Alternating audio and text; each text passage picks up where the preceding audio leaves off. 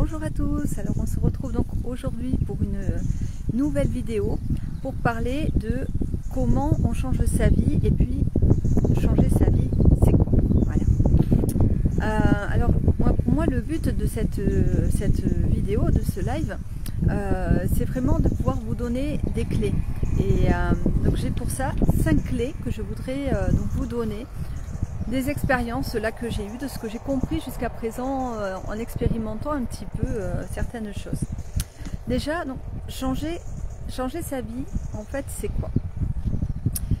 Ben, ça va être peut-être d'avoir un sentiment d'être aligné à soi, être aligné à ses valeurs, être aligné à ses rêves. Voilà, vous savez, ce sentiment de se sentir rempli, de se sentir bien là où on est. Et alors là, vraiment, quand on est bien, il y a un truc magique qui se passe, c'est que ben, de suite, on s'éclaire, on s'illumine, on a envie d'aller vers les autres, on a envie de donner. Voilà, on n'est pas dans la méfiance, on n'est pas dans le retrait, on n'est pas dans la critique, on est au contraire dans le plein amour, dans l'acceptation, dans l'ouverture. Bien évidemment, ça ne veut pas dire qu'on est bisounours et voilà, qu'on ne se méfie plus du tout. C'est pas ça, mais au-delà des vrais dangers qu'il peut y avoir, on est quand même beaucoup plus dans l'accueil et justement en fait on a nos radars en fait qui sont très ouverts et justement une intuition qui est là et à laquelle on peut être beaucoup plus connecté. Et alors là voilà, c'est ça vraiment, de changer sa vie, c'est vraiment pour quelque chose en général. Là, quand on veut changer sa vie, c'est que quelque chose ne convient pas et donc on va vers quelque chose qui nous convient. Et quand on est pleinement dans ce qui nous convient, du coup on va être ben oui, complètement aligné et connecté à soi. Voilà, et à notre raison aussi d'être, le sens de notre vie sur Terre. Alors comment on change sa vie? Alors ça aussi, donc c'est un point important qu'on va voir. Donc déjà, donc je vous ai parlé de 5 clés. La première clé, ben déjà donc, je vais vous raconter l'histoire de ces jumeaux. De deux jumeaux. En fait, il y a deux jeunes qui sont très amoureux, voilà, et très festifs. Donc du coup, voilà, ils sont assez fêtards et voilà, ils font un peu leur petite vie comme ça de jeunes couples. En fait, en faisant beaucoup la fête, donc beaucoup d'apéros, et les apéros deviennent un peu plus quotidiens.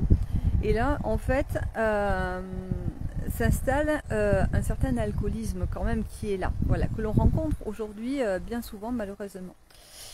Et là, donc de cette union naissent 2 enfants, des jumeaux. Voilà, première grossesse de la jeune femme et elle attend des jumeaux. Et donc du coup, voilà, bon, bien évidemment, si pendant la grossesse, elle essaye de se maintenir un peu, de pas trop picoler, mais c'est compliqué, bien sûr. Et puis dès qu'elle a ses enfants, eh bien voilà, elle reprend sa routine avec son compagnon et donc du coup ils ont besoin voilà de lâcher un petit peu parce que oui, d'avoir des jumeaux, eh ben c'est pas simple. Et non, vraiment, au lieu d'aller chercher donc, du coup de l'aide à l'extérieur, ils vont aller chercher de l'aide comme ça en fuyant le quotidien par l'alcool. Et donc du coup, ces parents, en fait, face à certaines difficultés, donc quand les enfants grandissent, bien sûr, donc ils ont leur petit caractère, hein, ce sont des garçons, c'est des enfants, et donc c'est vrai qu'ils voilà, ils essayent un petit peu de se forger, et donc du coup, il y a des confrontations comme ça régulières bien sûr, avec les parents, et les parents, en fait, en plus, donc ce fait de prise d'alcool, vont devenir violents et de plus en plus violents. Et alors donc imaginez bien que ces gosses en fait qui grandissent avec des parents qui les frappent, un père et une mère qui dès que ça va pas, paf, ils s'en prennent une et ça devient compliqué. Donc voilà, ils se développent donc tous les deux dans ce même climat. Et bien pourtant, à l'âge adulte, on va retrouver ces 2 jumeaux. L'un d'eux, en fait, a pris la voix de ses parents, bien évidemment, voilà, il s'est mis à fumer, il s'est mis à boire, il transgresse aussi malheureusement assez souvent des lois sociales, et donc ben, il est recadré, et pour être recadré, il est mis en prison, voilà. Et donc quand on lui demande comment ça se fait qu'il s'en soit retrouvé là, eh bien il explique que c'est normal avec les parents qu'il a eu, qu'il se retrouve dans cette situation-là, voilà, que pour lui il n'a pas eu de cadre avant. Il a été violenté, frappé, il a connu l'alcool, donc voilà, il a grandi là-dedans et donc forcément il a pris l'image que donnaient ses parents et en fait il est resté dans ce cursus-là. Sauf que son jumeau donc est interviewé aussi et lui en fait est chef d'entreprise. Il est chef d'entreprise, il ne boit pas, en tout cas pas à outrance. C'est quelqu'un qui est très inspirant, qui est vraiment dans le don de lui-même. Il a vraiment envie, lui, de faire du bien aux autres, de les aider, d'avoir un impact dans leur vie. Alors pourquoi, quelle est cette différence et qu'est-ce qui fait qu'il y a une différence entre les deux? Quand on lui demande, il dit, mais pour moi c'est évident, que c'est normal avec les parents que j'ai eus, que j'ai cette vie-là, parce que justement j'ai bien compris que ce n'est pas dans l'alcool finalement que je pouvais me réfugier et trouver vraiment du réconfort. J'ai vu mes parents en souffrance, clairement. Je nous ai vus, nous aussi, en souffrance, moi et mon frère. Donc il était hors de question, bien sûr, que je continue dans ce sens-là. Non, moi j'ai essayé de trouver d'autres inspirations finalement dans ma vie et je me suis rendu compte que le don de moi déjà était une façon de me sentir mieux. Voilà, au lieu de me réfugier dans l'alcool, en fait, j'allais plutôt rendre service ou essayer d'aller vers l'autre pour l'entendre, pour m'ouvrir à l'autre. Voilà, et puis du coup comme ça, j'ai rencontré donc des personnes qui m'ont aidé à construire mon activité, à me connecter à ce que j'avais vraiment envie. Et du coup, je suis devenue chef d'entreprise et petit à petit, les choses se sont développées. Donc voilà, on retrouve donc ici une clé fondamentale. C'est que l'on peut avoir donc deux personnes qui ont eu la même façon d'être élevées, exactement les mêmes choses, en plus les mêmes gènes puisqu'ils sont jumeaux. Eh bien, c'est une question de décision.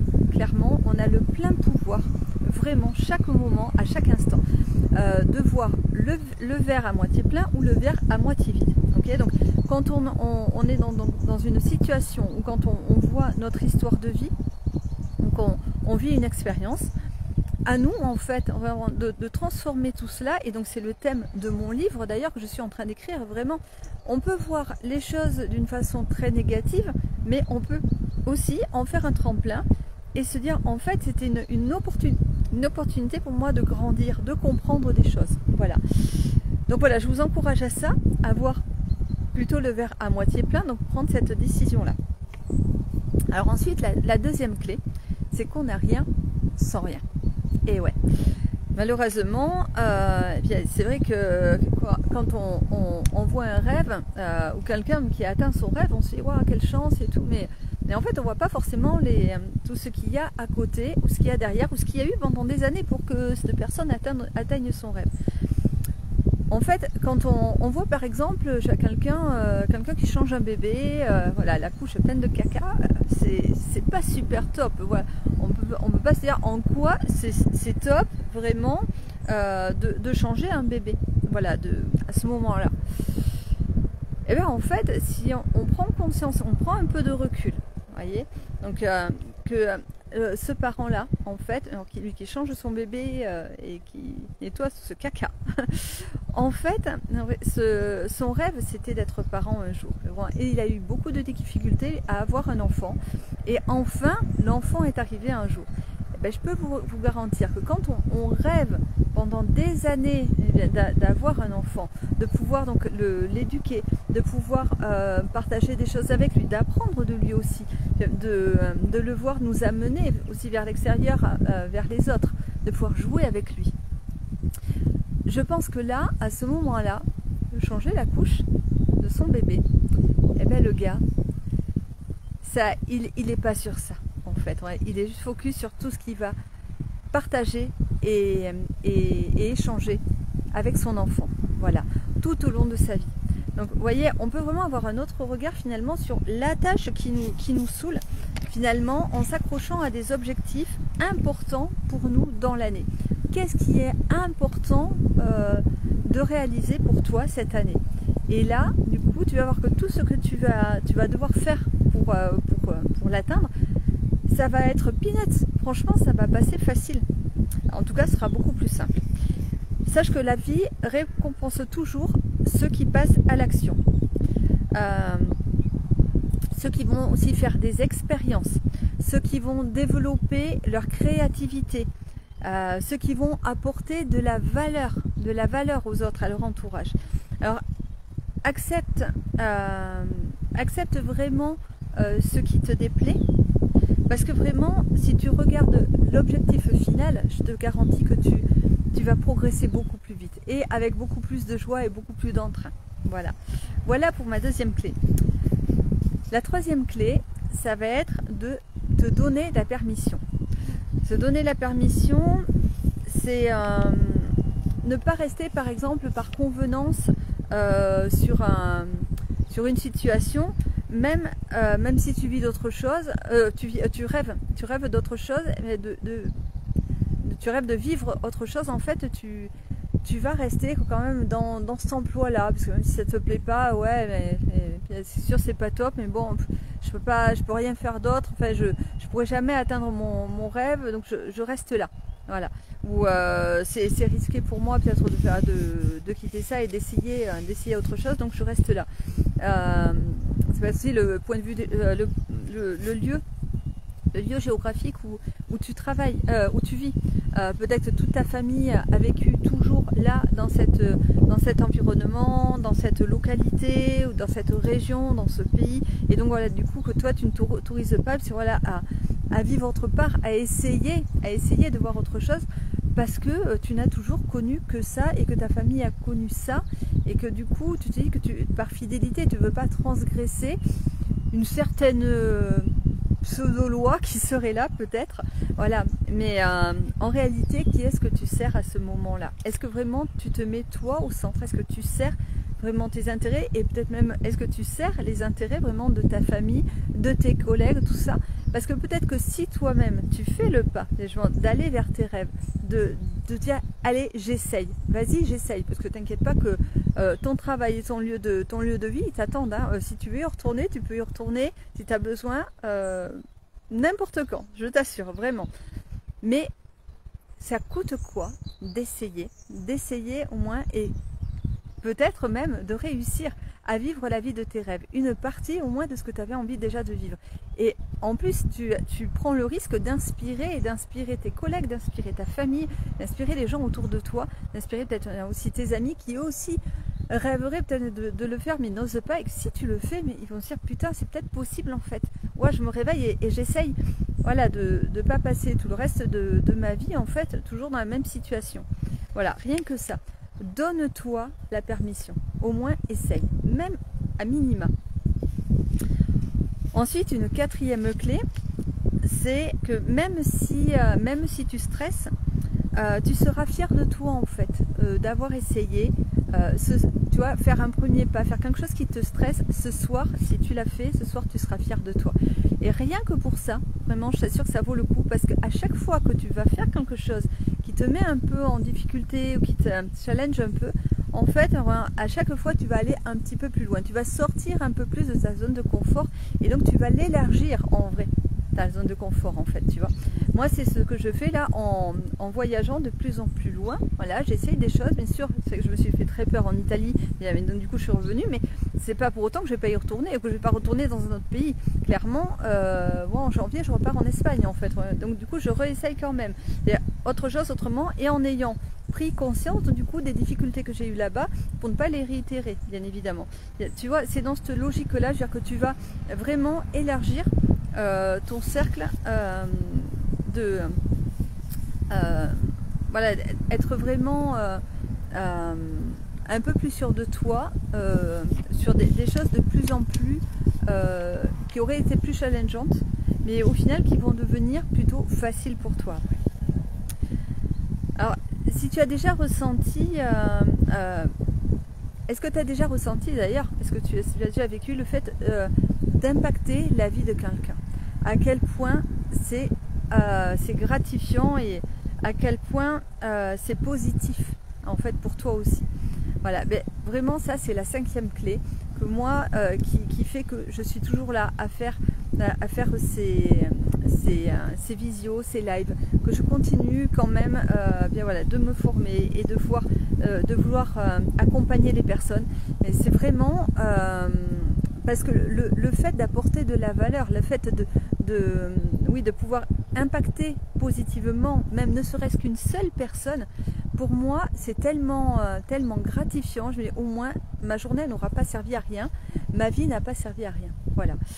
Donc je vous encourage vraiment à le faire, de devenir même une opportunité pour les autres en fait. Voilà, donner avant même de vouloir recevoir. Réellement, la vie va vous gratifier à partir de ce moment-là où vraiment vous êtes d'abord dans le don. Et je vous assure que vraiment ça fonctionne comme ça. C'est vraiment une énergie qui doit circuler. Et pour qu'elle circule, ben, il faut donner l'élan, il faut donner l'impulsion, et donc c'est de donner déjà vous-même, de donner de vous-même. Et c'est pas simplement, c'est pas forcément de donner quelque chose de compliqué. Ça peut être juste de l'écoute, simplement l'écoute d'une personne, d'un ami ou d'une personne d'un inconnu qui a besoin à ce moment-là de vous, de parler en tous les cas à quelqu'un et d'être entendu, d'être reconnu dans son émotion, dans ce qu'il ressent. Rien que ça c'est d'écoute active, et vraiment ça fait un bien fou. Voilà, donc vous n'avez même pas besoin de faire un effort, c'est simplement d'ouvrir votre cœur. Voilà, déjà je commençais peut-être par ça. Voilà, je vous rappelle donc les 5 clés. Donc la première, c'est une question de décision, de voir le verre à moitié plein ou à moitié vide. La deuxième, on n'a rien sans rien, et que le fait de rattacher quelque chose qui vous déplaît, qui est compliqué, à le rattacher à votre objectif final, qui lui par contre pour le coup vous motive, ça va vous faire faire un hack incroyable. Vous allez passer ces étapes un peu plus compliquées très rapidement.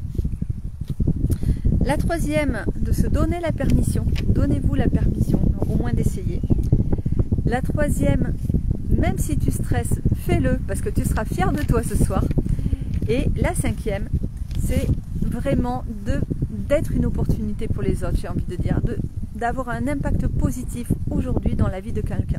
Rien que ça, déjà ça va changer vraiment votre vie, et je vous assure que vous allez réussir à la changer en atteignant vraiment quelque chose qui vous remplit, qui fait que vous êtes fier de vous, et que le jour où vous partirez, vous pourrez vous dire au moins ça je l'ai accompli, j'ai fait le maximum de ce que je pouvais pour me remplir, me faire du bien, et faire du bien aussi autour de moi. Voilà. Écoutez, j'espère que ce petit live vous aura apporté quelques clés, au moins vous aura motivé, vous aura inspiré surtout. Dites-moi en commentaire ce que vous en aurez pensé. Et moi, du coup, je vous retrouve la semaine prochaine pour un nouveau live.